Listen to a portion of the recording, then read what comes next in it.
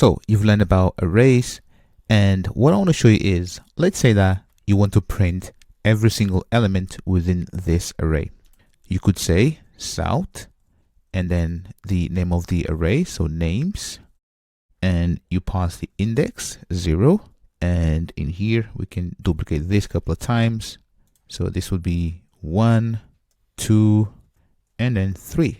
If I run this, you can see that we have James, Nadia, Sophia, and Alex. If I add an extra name, for example, Sally, and now I need to basically add another south statement or print line statement. If I add more names, then I need to basically fiddle with this. Now this is cumbersome and you should never do this. So basically from here you saw that with loops we can generate a number from 0 to any number, right? So what we can do instead is, if I comment this out, and instead of doing that we can use a for loop. So we say for, and we can say int I equals to 0, and we're going to keep on looping while I is less than names dot and then length.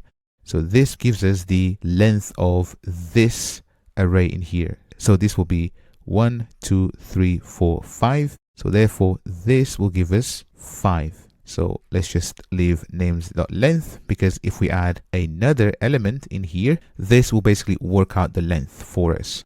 Then here I want to basically increment I by 1, so I++. So now that we have all of this in place, if I want to print each name, I can just say south, the name of my array, which is names, and then square brackets, and inside I can just pass I. So if I run this, you can see that this still works. And the cool thing is, if I add a new name, for example, here, let's just say Aisha. And if I run this, we should see Aisha in here. Now, one thing to bear in mind is that this right here is very crucial. So don't say equals, because arrays index, they start from 0. So this is index 0. And let me just take this 1 and then 2, 3, 4, and then 5 in here. Now the length of this array is 6, right? So length equals to and then 6. There we go. Now if this is less or equal, then it means that at index 6 we don't have anything at index 6, and therefore this will fail in the last iteration. So if I run this, have a look, it will give us Java array index out of bounds exception, and we'll learn more about this, but have a look, index 6 out of bounds for length 6. So when looping you have to be really careful. So this should be less, and you start from 0.